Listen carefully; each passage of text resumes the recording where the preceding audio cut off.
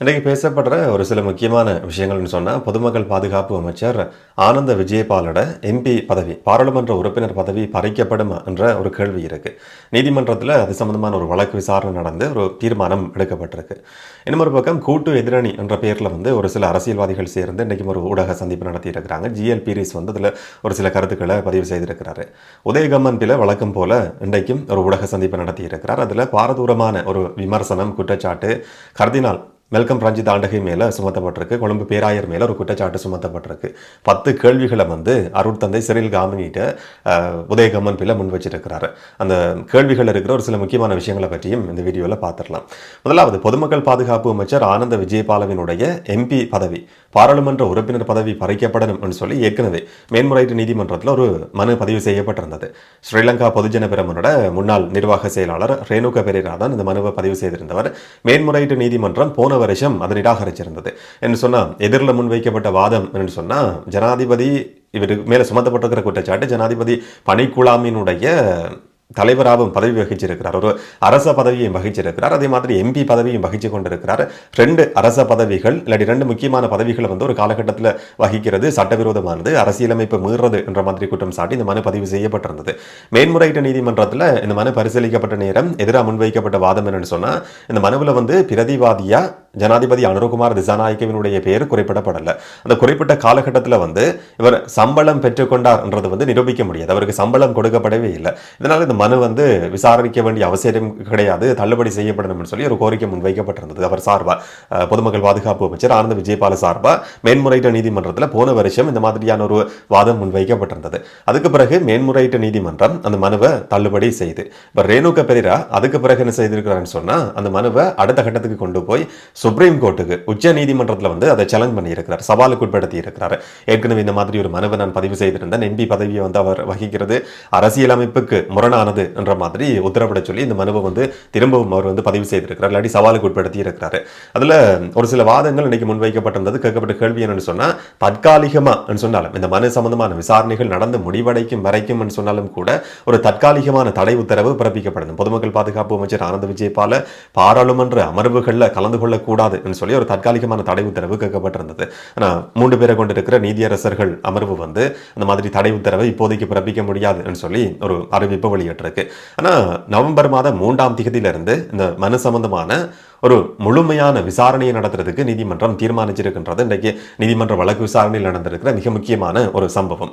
ஏற்கனவே தள்ளுபடி செய்யப்பட்ட ஒரு மனு திரும்பவும் அது சவாலுக்கு உட்படுத்தப்பட்டு சுப்ரீம் கோர்ட் நவம்பர் 3ஆம் தேதியிலிருந்து பொதுமக்கள் பாதுகாப்பு அமைச்சர் ஆனந்த விஜயபால எம்பி பதவியை வகிக்க முடியுமா இல்லையா என்றதை பற்றின விசாரணையை முழுமையான ஒரு விசாரணையை நடத்துறதுக்கு இப்போ தீர்மானிச்சிருக்கு. இந்த வழக்கு விசாரணையில் ஆனந்த விஜயபால சார்பா முன்னிலையான சட்டத்தரணியா இருக்கலாம், இல்லாட்டி அரச தரப்பு சட்டத்தரணி 2 பேரும் முன்வச்ச வாதம் சொன்னா, அவர் தெரிவு செய்யப்பட்ட காலகட்டத்தில் எலெக்ஷன் நடந்த காலகட்டத்தில் அவர் சம்பளம் பெற்றுக்கொண்டார் சொல்லி எந்த ஒரு ஆதாரமும் கிடையாது. அவர் சம்பளம் பெற்றுக்கொள்ளவே இல்லை.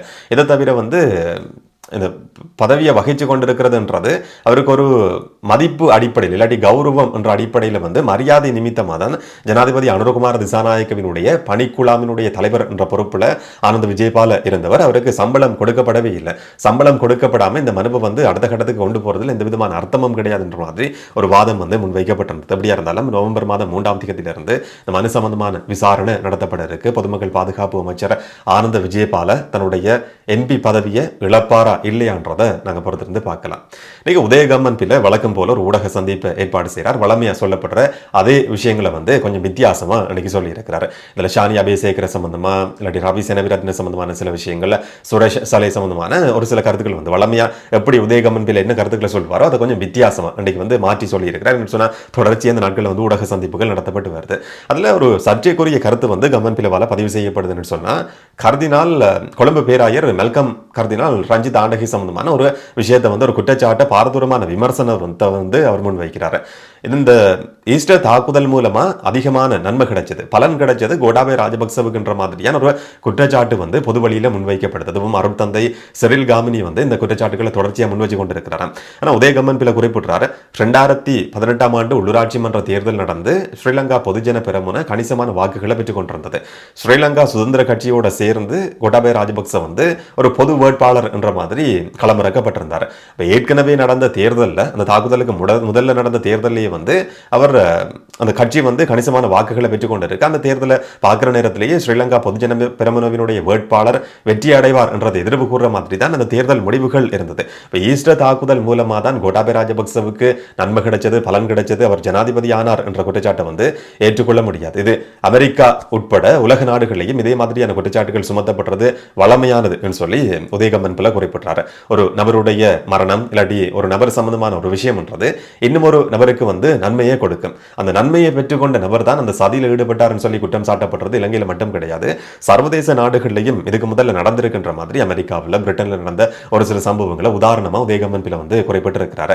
ஆனா உண்மையிலேயே ஈஸ்டர் தாக்குதல் மூலமா அதிகமான நன்மை கிடைச்சது யாருக்குன்னு சொன்னா கர்தினால் மெல்கம் ரஞ்சித் ஆண்டகைக்கு தான் அதிகமான நன்மை கிடைச்சிருக்கான். 2022ஆம் ஆண்டுல வயது மூப்பு காரணமா அவர் வந்து பதவியை இழக்க வேண்டிய ஒரு சூழல் உருவாகி இருந்ததாம். ஆனா வத்திக்கானுக்கு அறிவிச்சாராம், நான் வந்து ஈஸ்டர் தாக்குதல் சம்பந்தமான இந்த சம்பவத்தில் முன்னெண்டு செயல்பட்டு கொண்டிருக்கிறேன், பாதிக்கப்பட்ட மக்களுக்கு நன்மை கிடைக்கணும்னு சொன்னால் ஒரு நீதியை பெற்றுக் கொடுக்கிறதா இருந்தால் இந்த பதவியில் நான் தொடர்ச்சியை இருந்தால் மட்டும்தான் என்னால் மக்களுக்காக குரல் கொடுக்க முடியும், இதனால நான் தொடர்ந்து பேராயர் பதவியில் இருக்கிறேன்னு சொல்லி ஒரு பதவி நீடிப்பு, சேவைக்கால நீடிப்பை வந்து அவர் பெற்றுக்கொண்டிருந்தார்.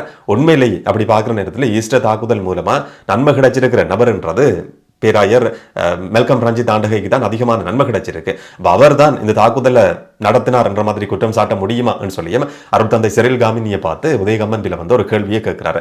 10 கேள்விகள் முன்வைக்கப்பட்டிருந்தது, வலிமையா சொல்லப்பட்ட அதே கருத்துக்கள். அதுல இந்த ஒரு கருத்து மட்டும் மிக முக்கியமானது. இந்த 10 கேள்விகளுக்கும் அருட்தந்தை சிறில் காமினி பதில் சொன்னதுக்கு பிறகு இன்னும் 10 கேள்விகள் தன்னிட இருக்கான். அந்த 10 கேள்விகளை கேட்கறதுக்கும் அவர் தயாரா இருக்கிறார் என்ற மாதிரியும் கம்மன் பிள்ளை வந்து இன்னைக்கு குறிப்பிட்டிருந்தார். இந்த மாதிரியான கேள்விகள் அரசாங்கத்திலையும் கேட்டுக்கொண்டிருக்கிறார். இந்த மாதிரி சிறில் காமினி இல்லாட்டி கர்தினால் மெல்கம் ரஞ்சித் ஆண்டகை ஒரு சில நபர்களை பார்த்து கேள்வி கேட்டு ஊடக சந்திப்புகள் தொடர்ச்சியாக நடத்தப்படுது. இந்த விதமான பதிலும் கொடுக்கப்பட்ட மாதிரி இல்லை.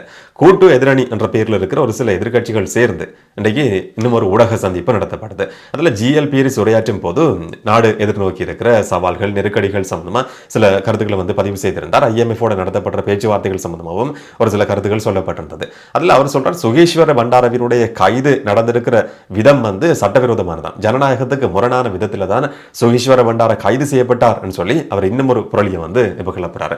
சொன்னா கோட்டாபய ராஜபக்சவினுடைய முன்னாள் செயலாளர் பிரைவேட் செக்ரட்டரியா இருந்த சுகேஸ்வர பண்டார 2 அரச நிறுவனங்கள் ஒரே சந்தர்ப்பத்தில் சம்பளம் பெற்றுக்கொண்டார் என்ற குற்றச்சாட்டின் அடிப்படையில் இப்ப கைது செய்யப்பட்டு விளக்கமறியலில் வைக்கப்பட்டிருக்கிறார். அதை பற்றின விசாரணைகள் நடந்து கொண்டிருக்கு. ஆனால் அவர் கைது செய்யப்பட்ட விதம் வந்து கடைசி வரைக்கும் ஏற்றுக்கொள்ளக்கூடியது கிடையாது. அவர் ஒரு அரசியல்வாதி, கூட்டு எதிரணியோடு சேர்ந்து முக்கியமான செயற்பாடுகள் ஈடுபட்டு கொண்டிருக்கிற ஒரு நபர் பாதாள குழுவினுடைய தலைவன் மாதிரி கைது செய்யப்பட்டிருக்கிறத வந்து ஏற்றுக்கொள்ள முடியாத வாகனத்திலிருந்து அப்படி வெளியில இழுத்து தான் போலீஸ் வந்து அவரை கைது செய்திருக்காம். இது ஜனநாயகத்துக்கு முரணானதுன்னு சொல்லி GL பீரிஸ் ஊடக சந்திப்பில் குறிப்பிட்டாரு. இதை தவிர அந்த கைது நடந்த நேரத்தில் அந்த வாகனத்தில் இன்னும் ஒரு நபர் இருந்தாராம். சுகேஸ்வர பண்டாரோட சேர்த்து அந்த நபரும் போலீசால தடுத்து வைக்கப்பட்டிருக்கிறாராம், கிட்டத்தட்ட கைது செய்யப்பட்டிருக்கிறாராம். எந்த விதமான குற்றச்சாட்டையும் எதிர்நோக்காத ஒரு நபர் சுகேஸ்வர பண்டாராவுக்கு பக்கத்தில் இருந்தார் என்ற ஒரே காரணத்துக்காக கைது செய்யப்பட்டு கிட்டத்தட்ட 5 மணித்தியாலங்கள் தடுத்து வைக்கப்பட்டிருக்கிறார். இது எந்த அடிப்படையில் வந்து இந்த கைதை நியாயப்படுத்த முடியும் சொல்லி GL பீரிஸ் கேள்வி கேட்கிறாரு. அந்த கைதுக்கு எதிராக மேன்முறையீட்டு நீதிமன்றத்தில் வந்து கூட்டு எதிரணி வந்து ஒரு மனுவை வழக்க பதிவு செய்ய இருக்கின்ற மாதிரியும் GL பீரிஸ் ஊடக சந்திப்பில் குறிப்பிட்டிருந்ததையும் பார்க்க முடிஞ்சது. ஆனால் அந்த நபர் சம்பந்தமான எந்த ஒரு தகவல்களும் ஊடகங்களில் பேசப்பட்ட மாதிரி இல்லை. சுகேஸ்வர பண்டார தான் கைது செய்யப்பட்டிருந்தார். அதை பற்றின விசாரணைகள் தான் இப்போ தொடர்ச்சியாக நடந்து கொண்டிருக்கு. இன்றைக்கு அனுராதபுரம் நீதிமன்றத்தில் ஒரு முக்கியமான சம்பவம் நடந்திருக்கு. போன வருஷத்துல வந்து அனுராதபுரம் பொதுநல வைத்தியசாலையில் ஒரு சம்பவம் பதிவாகி இருந்தது. ஹாஸ்பிட்டலுக்கு பக்கத்தில் இருக்கிற மருத்துவர் விடுதியில் ஒரு மருத்துவர் ஒரு சம்பவத்தை எதிர்நோக்கின சம்பவம். இதுக்கு முதல்ல நாங்கள் பல சந்தர்ப்பங்களை பற்றி காய்ச்சிருக்கிறோம். அந்த சம்பவத்தில் குற்றம் சாட்டப்பட்டிருக்கிற ஒரு நபர் முன்னாள் ஒரு இராணுவ சிப்பாய், முதல்ல பிக்குவா இருந்த ஒரு நபர் ராணுவ சிப்பாயாவும் இருந்திருக்கிறார். 2 வருடங்கள்ல வந்து நடமாடி இருக்கிற ஒரு நபர். அவர் மேலதான் குற்றம் சாட்டப்பட்டிருந்தது. கிட்டத்தட்ட 6 மாதங்களுக்கும் அதிகமா விளக்கமறியலில் வைக்கப்பட்டிருந்தவர். பிறகு சில நிபந்தனைகளின் அடிப்படையில் நீதிமன்றம் அவருக்கு பிணை கொடுத்திருந்தது. இப்ப வெளியில கட்டுப்பாடுகளோட வெளியில நடமாடி கொண்டிருக்கிறார். அந்த நபருக்கு எதிராக 2 வேற குற்றச்சாட்டுகள், ஒரே சம்பவத்தோட 2 குற்றச்சாட்டுகளின் அடிப்படையில் குற்றப்பத்திரம் வந்து இன்றைக்கு அனுராதபுரம் மேல் நீதிமன்றத்தில் நீதிபதியிட்ட ஒப்படைக்கப்பட்டிருக்கு. நீதிமன்றத்தில் இந்த குற்றப்பத்திரம் வாசிக்கப்பட்டதுக்கு பிறகு வாசிச்சு காட்டப்பட்டிருந்தது. இந்த மாதிரியான குற்றச்சாட்டுகள் உங்களுக்கு எதிராக சுமத்தப்பட்டிருக்கு, வழக்கு விசாரணை இப்படி நடத்தப்பட்டிருக்குன்னு சொல்லி அந்த குற்றப்பத்திரத்தில் இருக்கிற குற்றச்சாட்டுகள் நீதிமன்றத்தில் வாசிச்சு காட்டப்பட்டிருக்கு. அதுக்கு பிறகு அந்த ராணுவ சிப்பாய் முன்னாள் ராணுவ சிப்பாய் சார்பான சட்டத்தரணி வந்து சொல்லியிருக்கிறார், இந்த குற்றச்சாட்டுகளை ஏற்றுக்கொள்ள முடியாது, நாங்கள் நிராகரிக்கிறோம் என்ற மாதிரியும் நீதிமன்றத்தில் வந்து அறிவிக்கப்பட்டிருந்தது. ஆனால் அந்த குற்றப்பத்திரம் இன்றைக்கு சமர்ப்பிக்கப்பட்டு அது சம்பந்தமான வழக்கு விசாரணை தொடர்ச்சியாக வந்து நடத்தப்பட இருக்கு. இந்த விசாரணையில் ஒரு நீதி கிடைக்குமா இல்லையான்றதையும் நாங்கள் பொறுத்திருந்து பார்க்கலாம். இந்த மாதிரியான ஒரு சில முக்கியமான சம்பவங்கள் தான் இன்றைக்கி பேசப்பட்ட விஷயங்கள். இதை பற்றி நீங்கள் என்ன நினைக்கிறீங்கன்றதை கமெண்ட்டில் சொல்லுங்கள். நாளைக்கு நாங்கள் இன்னும் ஒரு வீடியோவில் சந்திக்கலாம். வணக்கம்.